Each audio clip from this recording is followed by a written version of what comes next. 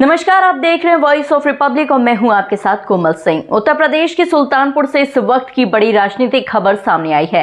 महिला आयोग की उपाध्यक्ष अपर्णा यादव ने जहां एक और एफआईआर और नियुक्ति घोटाले पर चुप्पी साध ली, वहीं राहुल गांधी और कांग्रेस पर जमकर बरसी। देखिए ये खास रिपोर्ट।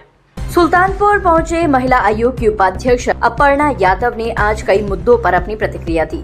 जमीन घोटाले में मां अम्बी बिष्ट समेत 5 लोगों पर दर्ज एफआईआर के सवाल पर अपर्णा यादव ने कुछ भी कहने से इनकार किया। उन्होंने साफ कहा, नो कमेंट, कोई और सवाल कीजिए।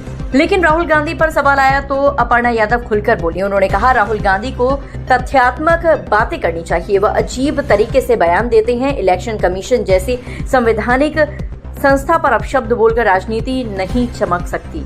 अपर्णा यादव ने कांग्रेस को भी कटघरे में खड़ा किया और कहा कि वोट चोरी कांग्रेस ने सबसे ज्यादा की है, चाहे बोफोर्स प्रकरण हो या अन्य मामले। साथ ही उन्होंने दावा किया कि प्रधानमंत्री नरेंद्र मोदी ने आतंकवादियों की नींद उड़ा दी है। अखिलेश यादव द्वारा योगी सरकार की नियुक्तियों में 90% पीडीए यानी पिछड़ा दलित अल्पसंख्यक की अनदेखी और सिंहवादी गूंज के आरोपों पर अपर्णा यादव ने जवाब देने से बचा लिया।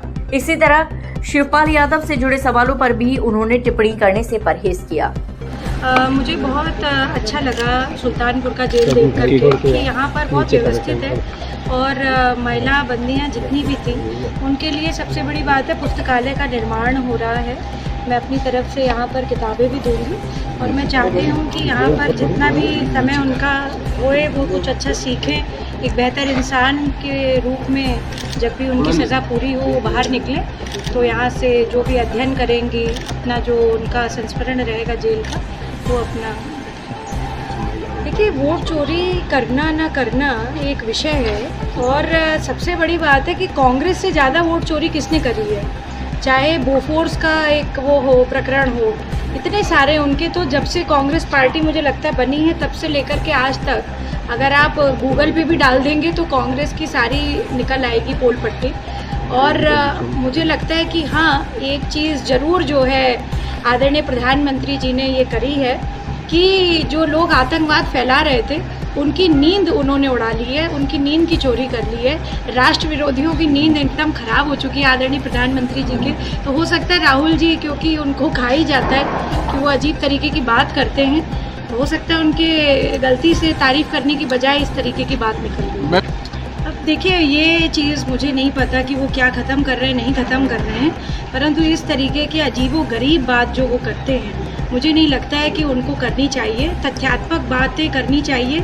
इलेक्शन कमीशन का भी उन्होंने बड़ा विध्वंस करके जो है एक तरह से अपशब्द बोले कमीशन के बारे में, और इस तरीके की जो एजेंसीज होती हैं जो भारत सरकार की हैं उनके बारे में अनाप शनाप बोलने से आपकी राजनीति नहीं चमकेगी। और वो एक जो है भाई पॉलिटिक्स में इतने समय से है, इतने बड़े परिवार से है, ऐसी बात वो क्यों करते हैं मुझे खुद कभी समझ में नहीं आता। मैम, महिला आयोग की टीम लगातार महिला सुधार के लिए भ्रमण करती है, लेकिन उसके बाद भी महिलाओं से संबंधित क्राइम जो है कम नहीं हो रहा और कहीं ना कहीं देखा जाए तो पुलिस जो है महिलाओं के मामले में न्याय करने में जो है विफल दिख रही है। भैया, ऐसा कुछ भी नहीं है। हमारे उत्तर प्रदेश में अभी ITSO की जो रिपोर्ट आई है, आपने शायद कहीं पढ़ी होगी, investigation trafficking system for sexual offence में पूरे राष्ट्र में, पूरे भारतवर्ष में महिला आयोग की ही वजह से यूपी नंबर 1 पे है। हमारी सेक्सुअल ऑफेंस पे जो ग्रीवियांस हो रहे हैं उसमें होम्स डिपार्टमेंट और महिला आयोग और सरकार जब सब साथ में काम कर रहे हैं, इसीलिए तो ग्रीवियांस का एड्रेसल हो रहा है। और ये तो सामाजिक कुरीति है ना, कि कोई सरकार तो कहती नहीं कि किसी महिला के साथ आप बदतमीजी कर दें, कोई सरकार नहीं कहेगी कि कभी किसी महिला को आप अपशब्द कह दें। हम तो लगातार इस बात के प्रयास में हैं, चाहे जेल के अंदर महिला हो, चाहे हॉस्पिटल में हो, उसकी जीवन बेहतर हो सके, हमारा यही प्रयास रहता है। और हमारा जिस प्रकार का प्रयास है उसमें आप लोगों का साथ रहता है। जिस बात को आप एड्रेस करवाते हैं, कोई भी बात अगर ऐसी होती है जो हमारे संज्ञान में नहीं होती है तो हम उसका सुओ मोटो कॉग्निजेंस लेते हैं। हम उसको देखते हैं कि आपके माध्यम से, डिजिटल मीडिया के माध्यम से, मीडिया के माध्यम से, अखबारों के माध्यम से, सामाजिक पत्रकारों के माध्यम से अगर हमारे संज्ञान में आता है तो हम उसका कॉग्निजेंस लेते हैं। तो सुल्तानपुर में अपर्णा यादव ने जहां विपक्ष पर जमकर वार किया, वहीं अपने ही कुनबे और विवादित एफआईआर पर चुप्पी साध ली।